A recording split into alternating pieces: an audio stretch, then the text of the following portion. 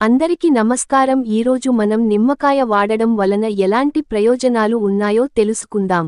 నిమ్మకాయ ఇది మన రోజువారీ జీవితంలో చాలా ఉపయోగపడే ఒక ఔషధ గుణాలు కలిగిన పండు.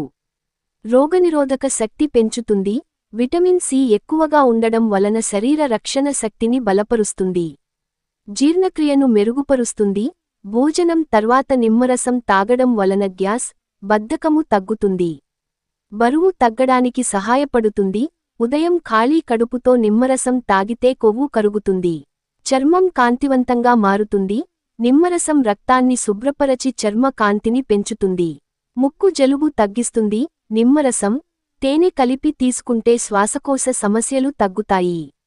పళ్లకు, దంతాలకు శుభ్రత. నిమ్మరసం, ఉప్పుతో కలిపి పళ్లను శుభ్రం చేస్తే దంత దుర్వాసన తగ్గుతుంది.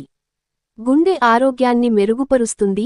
నిమ్మలో పొటాషియం, మెగ్నీషియం లాంటి మినరల్స్ అధికంగా ఉండి రక్తపోటును తగ్గించి, గుండె సంబంధ వ్యాధులను తగ్గిస్తుంది. క్యాన్సర్ నివారణలో సహాయపడుతుంది. నిమ్మకాయలోని యాంటీ ఆక్సిడెంట్లు కణ ఆరోగ్యాన్ని ప్రోత్సహించి క్యాన్సర్ కణాల పెరుగుదలను నిరోధిస్తాయి. కిడ్నీ ఆరోగ్యానికి మేలు. నిమ్మరసం మూత్రపిండాల్లో రాళ్లు ఏర్పడటాన్ని నిరోధిస్తుంది మరియు కిడ్నీ రోగాలను తగ్గిస్తుంది. ఆర్థరైటిస్ మరియు వాపు తగ్గిస్తుంది. నిమ్మలోని విటమిన్ సి యాంటీ ఇన్ఫ్లమేటరీ లక్షణాలు వాపును తగ్గించి కీళ్ల నొప్పులు, ఆర్థరైటిస్ నుండి ఉపశమనం కలిగిస్తాయి.